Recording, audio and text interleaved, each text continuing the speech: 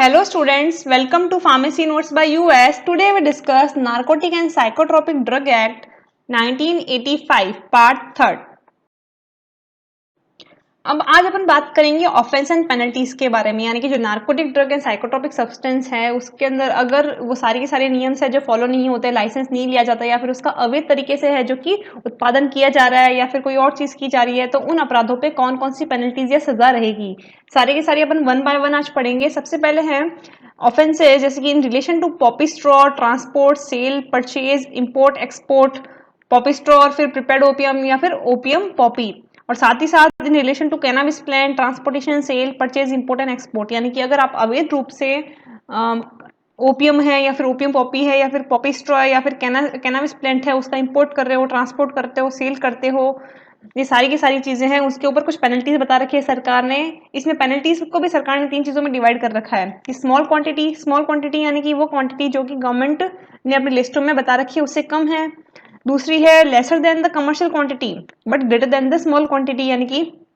Small quantity से तो ज्यादा है बट जो कमर्शियल क्वांटिटीज हैं उससे कम है। और तीसरी है कमर्शियल क्वांटिटी, यानी कि कितनी कितनी क्वांटिटी में है जो तस्करी हो रही है, चोरी हो रही है, उसके हिसाब से जो पेनल्टी है वो सजा है वो भी अलग अलग है। तो अगर अपन रिलेशन में बात करें दोनों के, तो स्मॉल क्वांटिटीज के लिए पेनल्टी है 6 महीने की सजा एंड 10,000 रुपए फाइन, या फिर दोनों। लेसर क्वांटिटी है जो ग्रेटर क्वांटिटी के मिड तक की कोई क्वांटिटी है जिसके लिए अपराध किया गया है तो सजा रहेगी 10 साल की और 1 लाख रुपए फाइन। और कमर्शियल क्वांटिटी के लिए रहेगा 10 से 20 साल की सजा और 1 से 2 लाख रुपए फाइन। फिर बात करते हैं in relation to coca plant and coca leaf, sale, produce, purchase, transport, import and export, यानी कि कोका प्लांट्स के बारे में या उनके रिलेशन में अगर कोई सेल करता है, प्रोड्यूस करता है, परचेज करता है, ट्रांसपोर्ट करता है, इंपोर्ट करता है, तो उनके लिए पेनल्टीज क्या रहेंगी, तो उनके लिए पेनल्टीज रहेगी 10 ईयर्स एंड 1 लाख रुपीज और बोथ। फिर बात करते हैं in relation to psychotropic substance, transport, sales, purchase, import, export of manufactured drugs and preparation, यानी कि जो साइकोट्रोपिक सब्सटेंस है जैसे कि अल्प्राजोलम हो गया, बेंजोडाइजेपिन्स हो गया, इनकी अगर अवैध तरीके से ट्रांसपोर्ट की जा रही है, सेल की जा रही है, इनकी परचेज की जा रही है,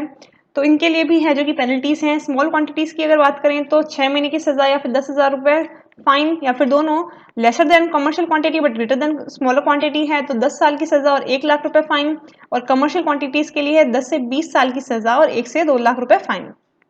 फिर बात करते हैं illegal transport, sale, purchase, import, export of psychotropic substance, यानी कि अगर इलीगल तरीके से अगर आप इसको सेल कर रहे हो, परचेज कर रहे हो, इंपोर्ट कर रहे हो, तो क्या क्या सजा रहेगी। स्मॉल क्वांटिटीज के लिए 6 महीने की सजा, 10 साल की sale, lesser than and greater than की मिड का अगर है तो 10 साल की सजा और 1 लाख रुपए सजा, एंड कमर्शियल क्वांटिटी की बात करें तो 10 से 20 साल की सजा और 1 से 2 लाख रुपए जुर्माना। यानी कि जो इलीगल ट्रांसपोर्ट है और रिलेशन टू ट्रांसपोर्ट है वो भी सेम है as compared to the cannabis और फिर poppy opium. Embezzlement of opium by cultivator, embezzlement यानी कि चोरी, अगर ओपियम की चोरी की जा रही है जो खेती कर रहे हैं कल्टीवेटर वो, तो उसके ऊपर क्या फाइन रहेगा। साथ ही साथ external dealing in narcotics and drugs and psychotropic substance, यानी कि अगर आप बाहर की तरफ उसकी एक्सटर्नल डीलिंग कर रहे हैं, बाहर बेच रहे हैं इसे, तो उसके ऊपर क्या सजा रहेगी। Allowing premises to be use for commission of offence, यानी कि अगर आपने अपने जो प्रीमाइसेस हैं, आपकी जो संस्था है उसे दे दिया है ऐसे काम करने के लिए, तो उस पे ऑफेंस पे पेनल्टी कितनी रहेगी। साथ ही फाइनेंसिंग इलेक्ट ट्रैफिंग एंड हार्बोरिंग ऑफेंडर्स, यानी कि अगर आप जो अवैध तस्करी हो रही है उसके फाइनेंस कर रहे हो या फिर उस पर पैसा लगा के उसे प्रमोट कर रहे हो, तो उसके ऊपर सजा कितनी होगी। तो सारी सारी जो चीजें हैं उसके ऊपर एक कॉमन पेनल्टी होती है 10 से 20 साल की सजा या फिर 1 से 2 लाख रुपए जुर्माना, यानी कि चाहे आप उसकी चोरी करें, चाहे आप उसे बाहर की तरफ बेचें या फिर अपना प्रेमाइसेस दें इस तरीके की खेती करने के लिए, या फिर आप इलिट ट्रैफिकिंग या फिर अवैध तस्करी के अंदर है जो कि फाइनेंस करवाएं या फिर उसे प्रमोट करें, तो सजा रहेगी 10 से 20 साल या फिर 1 से 2 लाख रुपए जुर्माना। फिर बात करते हैं सर्टेन एक्ट्स बाय लाइसेंसी और servants unable to maintain accounts fail to produce licence, यानी कि अगर जो लाइसेंसी है यानी कि जो खेती कर रहे हैं कल्टीवेटर्स हैं या उसके जो सर्वेंट्स हैं वो प्रॉपर अकाउंट नहीं बना पाते, वो नहीं बता पाते कितना हम प्रोडक्शन कर रहे हैं और इतना हम आपको दे रहे हैं, या फिर कोई मैन्युफैक्चर करने में वो फेल हो जाते हैं, तो उसके लिए पेनल्टी है, उसके लिए सिर्फ पेनल्टी है 30 साल, इस पर कोई फाइन नहीं है। फिर consumption of narcotic and psychotropic substance, यानी कि अगर कोई पर्सन कंज्यूम कर रहा है कोकेन, मॉर्फिन या फिर हीरोइन, उसके ऊपर क्या फाइन है, तो उसके ऊपर फाइन रहेगा 1 ईयर टू 20,000। और इसके अलावा कोई नार्कोटिक सब्सटेंस या साइकोट्रोपिक सब्सटेंस है तो उसके ऊपर पेनल्टी रहेगी 6 मंथ या फिर 10,000। अटेम्प्ट टू कमिट ऑफेंस की बात करें, यानी कि कोई पर्सन है जो कि इस तरीके के अपराध करने जा रहा है या उसने अटेम्प्ट किया है तो उसके ऊपर भी सेम पेनल्टीज रहेंगी। अबेंडमेंट एंड क्रिमिनल कॉन्स्पिरेसी, यानी कि अगर क्रिमिनल कॉन्स्पिरेसी हो रही है तो भी सेम पेनल्टी रहेगी। Offence for which no punishment provided, यानी कि ऐसा कोई अपराध हो गया जिसके लिए प्रीवियसली कोई ऑफेंस के लिए कोई पेनल्टी प्रोवाइडेड नहीं है, तो उसके लिए क्या रहेगा, तो उसके लिए 6 महीने की सजा, फाइन या फिर दोनों उससे लिए जाएंगे। फिर death penalty for certain cases, यानी कि कुछ केसेस में narcotic drugs and psychotropic substance के अंदर डेथ पेनल्टी भी है, यानी कि मौत की सजा भी है। उसके अंदर ये बताया गया है कि अगर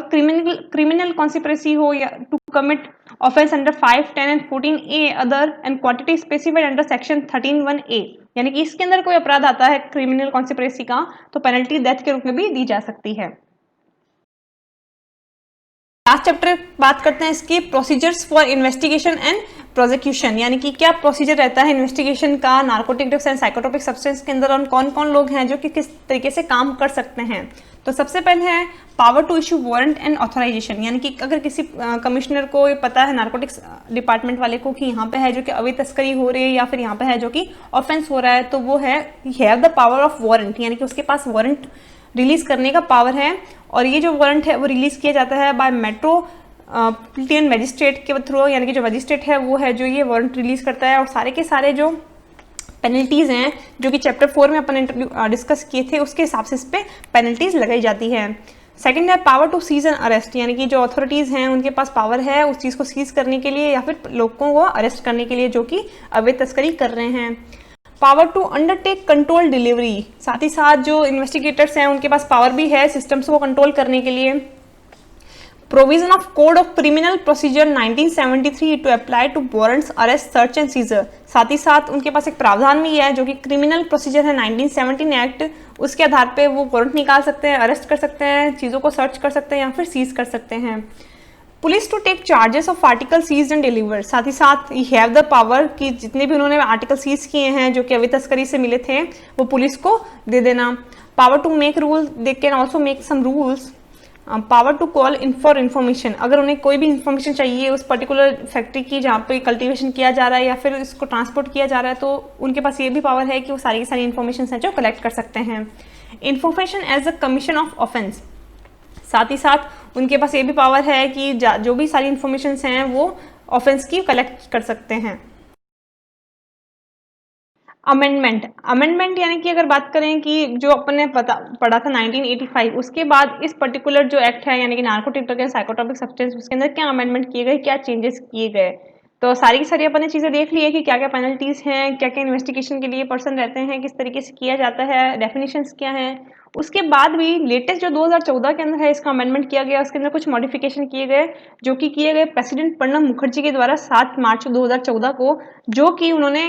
पब्लिश किए official gazette of India on 10 मार्च, यानी कि ये ऑफिशियल गैजेट में 2014 को पब्लिश किए गए। इसके अंदर 3 अमेंडमेंट किए गए, 3 मॉडिफिकेशन किए गए। पहला तो ये था कि जो डेथ सेंटेंस था, यानी कि एक पर्टिकुलर ऑफेंस के अंदर डेथ सेंटेंस भी प्रोवाइड किया गया था कि आपको पेनल्टी डेथ भी मिल सकती है, उसे रिमूव किया गया और उसे remove mandatory death sentence in case of repeat conviction for the trafficking large quantities of drugs, यानी कि उस डेथ सेंटेंस को हटा के वहां पे जो पेनल्टी है वो हाईएस्ट पेनल्टी है जो ट्रैफिकिंग की वो लगा दी गई।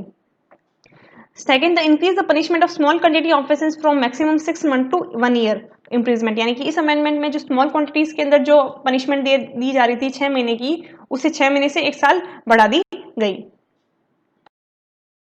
I hope you understand and enjoy the video. Please like, share and subscribe. Thank you.